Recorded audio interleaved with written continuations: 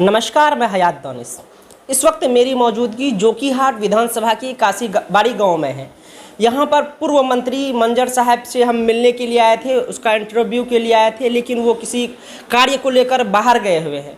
अभी उनकी जो बेटी है आतिया मंजर, जो वकील है, एडवोकेट है, हम उनसे जानने का प्रयास करेंगे कि वो मंजर साहब इस बार जो फील्ड पर आ रहे हैं उनके क्या क्या मुद्दे रहेंगे।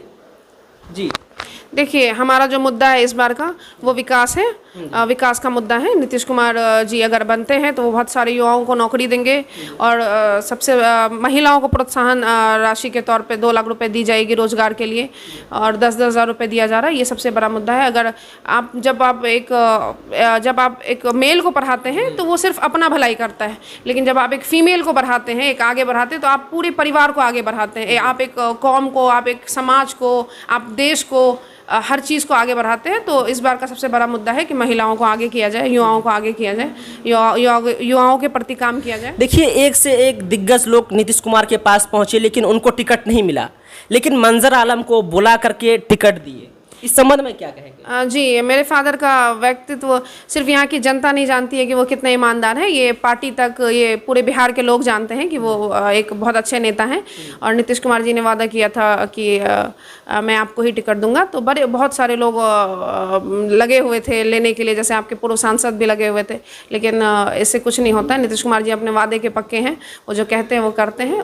इसी के बेसिस पे उन्होंने, और सर्वे के बेसिस पे उन्होंने मेरे फादर मंजर आलम जी को टिकट दिया। देखिए, यहाँ पर कुछ विपक्षी लोग हैं, जो आपके विपक्षी है, वो कह रहे हैं कि मंजर आलम कुछ भी नहीं किया जोकीहाट के लिए, उसके जो वोट करेंगे लोग किस मुद्दे पर करेंगे? कैसे नहीं किए हैं? उन्होंने जितना काम किया वो तो सराहनीय है। उन्होंने रोड का काम किया, उन्होंने शिक्षा का काम किया, उन्होंने बिजली का काम किया है, उन्होंने वृद्धा देने का काम किया। सारा योजना उन्हीं का है। जो आरक्षण आप कहते हैं अत्यंत पिछड़ा वर्ग का आरक्षण, वो मेरे फादर ही द्वारा किया गया। आज इतने लोगों को, कुल्हिया समुदाय को खासकर जो जॉब मिल रहा है, उसका जो रीज़न है, उसका जो क्रेडिट है वो मेरे फादर को जाता है। और आप क्या काम चाहते हैं एक नेता से? के जो विपक्षी लोग हैं, खासतौर से तस्लीमुद्दीन के परिवार के लोग आपके पिताजी पर आरोप लगा रहे हैं कि वो अपने 5 साल के कार्यकाल में जोकीहाट को कुछ नहीं दिया। क्या कहेंगे? देखिए, जो विपक्षी है वो तो भ्रम फैलाने का काम करते ही हैं, और वो ये बात ना ही बोले तो बेहतर है। जो एक ही परिवार से बार बार एक ही परिवार से लोग आते हैं, 50+ साल से एक ही परिवार से लोग शासन कर रहे हैं जोकीहाट में। तो मैं यहाँ की जनता से बस ये सवाल करना चाह रही हूँ, यहाँ के युवाओं से ये सवाल करना चाह रही हूँ, क्या हम लोग उनके गुलाम हैं? क्या हम एक ही परिवार के गुलाम हैं? क्या हमारे अंदर इतनी पोटेंशियल नहीं है कि हम हर घर से युवा सोचे, या जो हमारे बाप दादा या चाचा हैं वो सोचे कि वो भी कंटेस्ट कर सकते हैं यहाँ से? देखिए, मेरे फादर बहुत सारा काम किए हैं, जैसे कि अत्यंत पिछड़ा वर्ग के लिए जो आरक्षण मिला है हम लोग को, जो इसमें कुल्हिया समुदाय भी आता है। इससे देखिए कितना लाभ हुआ है आज के जनरेशन को, चाहे वो अमीर हो चाहे वो गरीब हो, हर घर में नौकरी लगा है। आप जैसे अभी टीचर का जो जॉब हुआ है, उसमें कितने लोगों का जॉब हुआ है? सारी महिलाओं को जॉब लग गया लगभग। हर दूसरे घर में आप देखेंगे एक टीचर है, और बहुत सारा ऐसा जॉब है जिसमें लोगों को लाभ मिला है, या मेडिकल के क्षेत्र में है।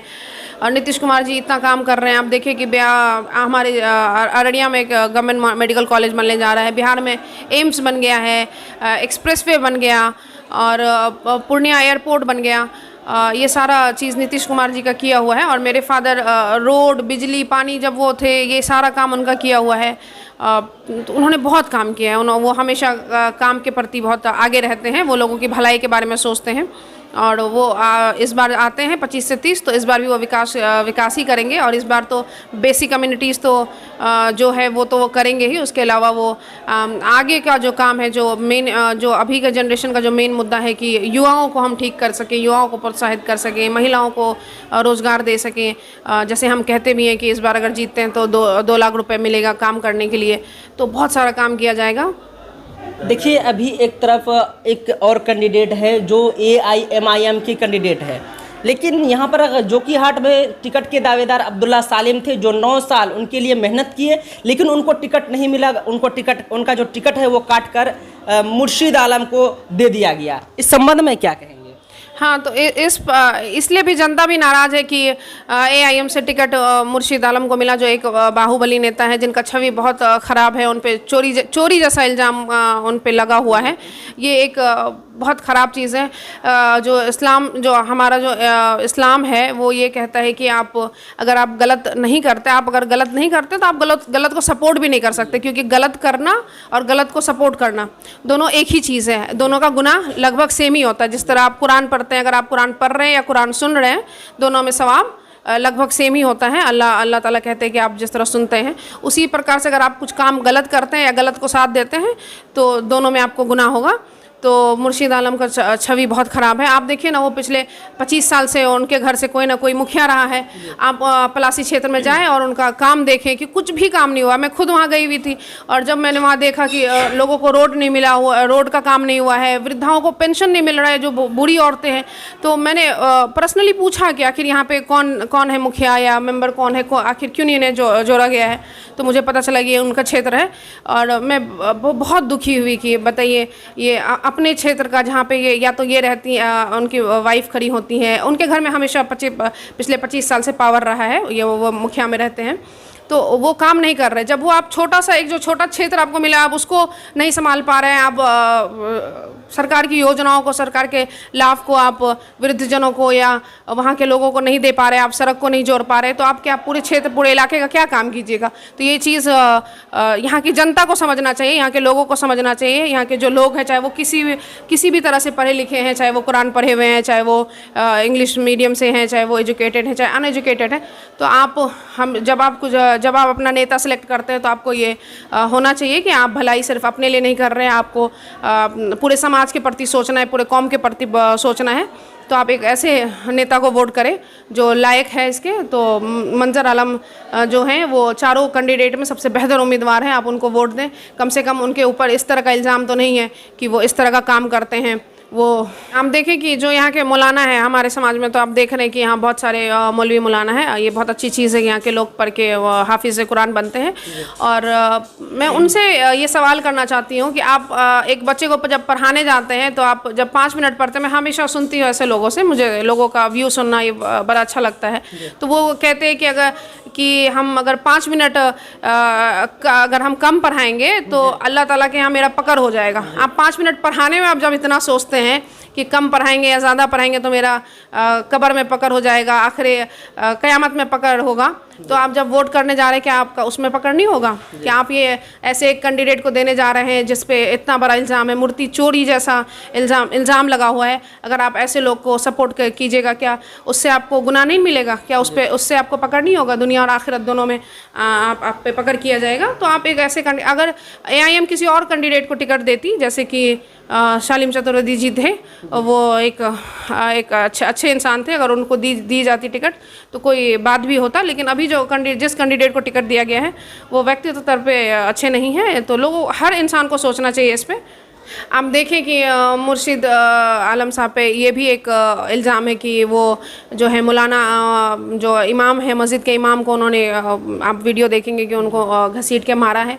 ये कहाँ तक सही है?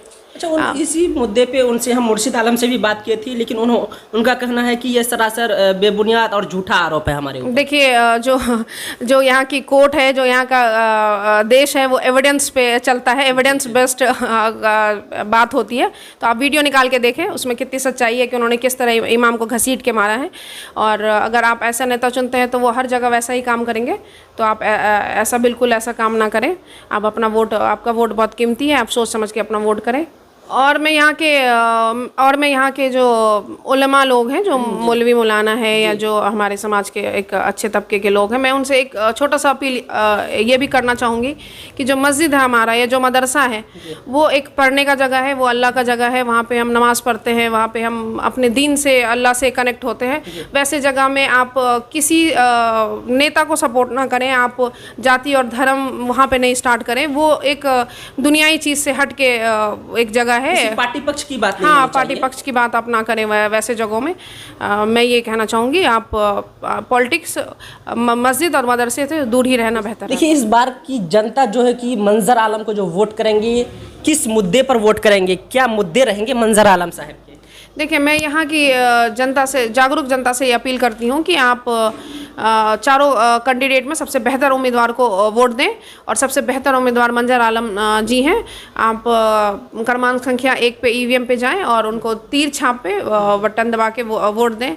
और हमें यहाँ को जे औरत से नीचे खासकर जे हमार माँ छी, बहन छी, हमें ओकरास भी ये अपील करे छिन कि ते वोट मंजर आलमक दहें, कने कि ते वोट आपन नहीं करी रहला से, ते आपन परिवारल करी रहला से, ते आपन आने वाला पीढ़ी करी रहला से, एकरास बढ़िया नेता तोरा कोई नहीं मिलतू।